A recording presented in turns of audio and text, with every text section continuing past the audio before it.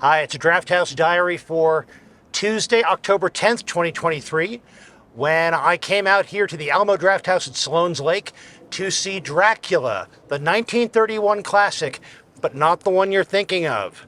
The one not starring Bela Lugosi, but starring Carlos Villarías. Ah. Hey. I have, once again, guest reviewer Ian Porter of the Inter-Millennium Media Project podcast. Good to see you all again. And by the way, in addition to the Drafthouse Diary, I think the audio for this is going to go up on the Inter-Millennium Media Project feed, just to close the loop on the fact that last year for the podcast, we reviewed that 1931 Bela Lugosi version of Dracula. And I've been so excited to see this version because this is the same sets filmed at the same time, but this being the other cast, they got a chance to review how shots were composed, what worked and what didn't in the Bela Lugosi version. And I saw immediately that there are some small changes just to the choreography and the placement and the shot composition that add an extra layer of depth to this. It was an interesting way to make movies. There was such a market for Spanish language movies. During the day, the crew and cast would shoot the Bela Lugosi Dracula, and then at night, new director, new cast, same sets would come in and film this Spanish language version. But you're right, they had the benefit of a different director, but also getting a chance to see what had been done on the shoot for the Universal English language version. There's various moments of this version which have such a bold change and a zooms and shots and holds that add more tension and give new focus. Suddenly, conversations that I was loving in the Bela Lugosi version between Dracula and Van Helsing become a little more tense and a little less certain on Van Helsing's side just by how they frame things. And that gives this more ethereal nature to the whole thing. Dracula's less fightable in the Spanish language version, which is fascinating. Yeah, there were two different factors here that were in tension for me.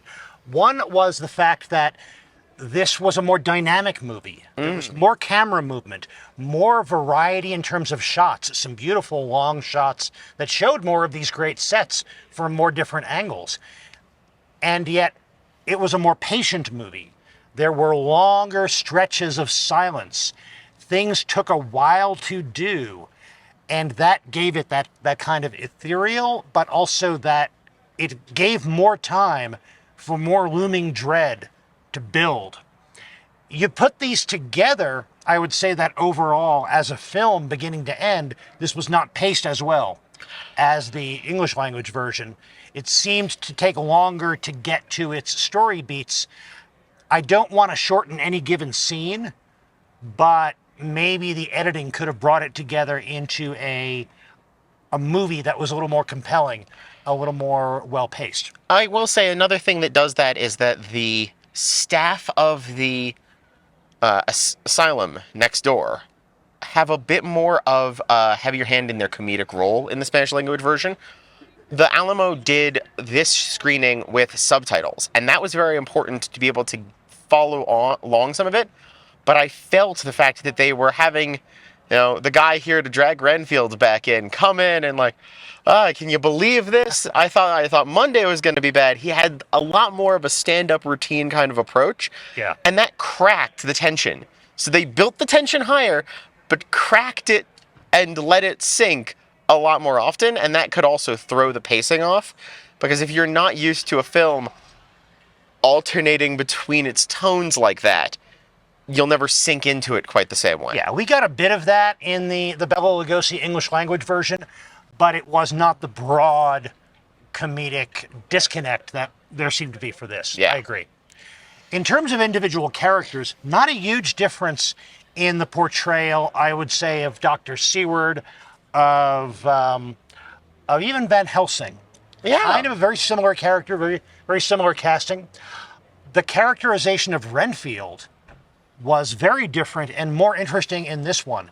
There was more back and forth for Renfield. More, I'll use that word tension again, more tension, within the character of Renfield between him wanting to save his eternal soul and his wanting to serve his master Dracula in exchange for eternal worldly life.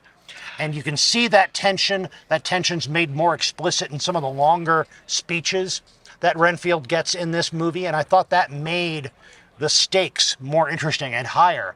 They talked more about the threat to an eternal soul. In the English language one, after you get the point where Renfield is staring up the stairs in the ship and screaming up at the people finding him, he's gone.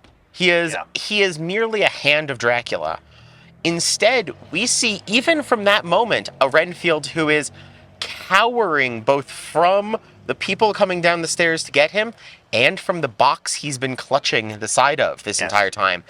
And so you wind up with this man pulled and pushed from both directions and still potentially redeemable or retrievable from the depths he's sinking into. Throughout this movie, the Spanish version of this movie, Renfield is still a character who is making choices, trying to make choices. And that's always going to make for a more interesting character, a more interesting story. The character of Dracula, not a very different character. It's easy to think that they were very similar with the similar type and casting, similar wardrobe and styling. There was something about the Spanish language version that was a little more animal-like. You almost never see this character without his teeth bared, even when he's being pleasant and exchanging niceties with Dr. Seward. There's something a little more feral about this version, as opposed to more and more and more being under the surface, and that's where the scary stuff is, which is what worked so effectively for Bela Lugosi. Interesting, different takes that these different actors have. Yeah, Lugosi seemed at home sitting in the theater box, having a conversation, being the Count. Meanwhile, the actions of being the Count, the actions of having to pretend to be a man, have a lot... Maybe it's just me and my own personal history. It had a lot more gritting your teeth and bearing through another 8-hour shift kind of harsh energy. He's got customer service smile in the weirdest way. It's like, yes, I will happily chat with you for a while. Like, there's this tension underneath, because there's definitely something closer to the surface in that sense. With Lugosi, you get the idea that one of the reasons he left Transylvania for London was so that he could sit at a box at the opera. With this other version, that box was more of a cage, and you never knew when he was going to run out of patience sitting in it. Exactly. So it was fascinating to see this version of the movie, see two movies that are so very similar, and yet through differences in directing, differences in acting choices in the cast, give you very different experiences.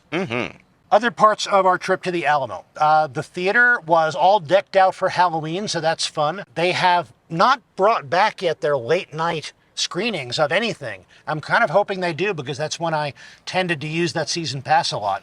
But the staff was good. The theater didn't have a lot of seats sold, but I like the fact that the Alamo brings back movies like this.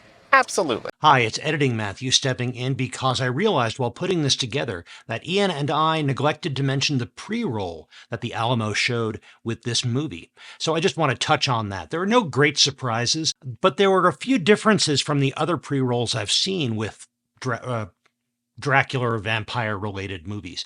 Some of the pieces that were in this pre-roll I had definitely seen before, like the Citroen Dracula footballing edition car. Still trying to figure that one out. And the Soul Dracula music and dance number with the violent choreography. I'd be very happy if I never see that again, but I've seen that at least 2 or 3 times at the Alamo in vampire-related movies.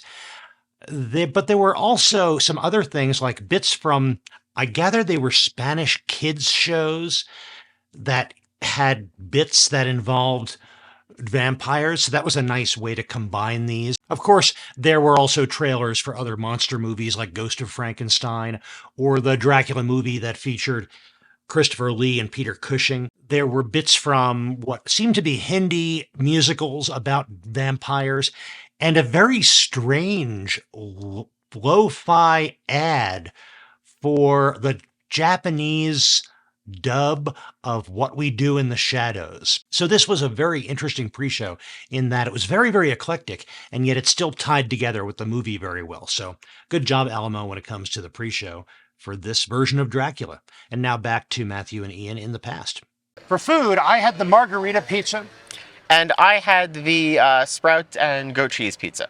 Both very good. We've had those before. Excellent again. I will say, I've sometimes ordered it angry, and I tried it again angry this time, and they were a lot more intense. I asked them to skip the jalapenos, and the pizza was still spicier than I've been used to. So whatever they've done, they have turned up the heat on making it angry if you order it that way. And we also tried the avocado toast. I had not had that before. Had you tried that before? I had not tried that before, but I was fascinated because they put an interesting mix of toppings on this ciabatta toast they're using. Yeah, not just avocado and toast.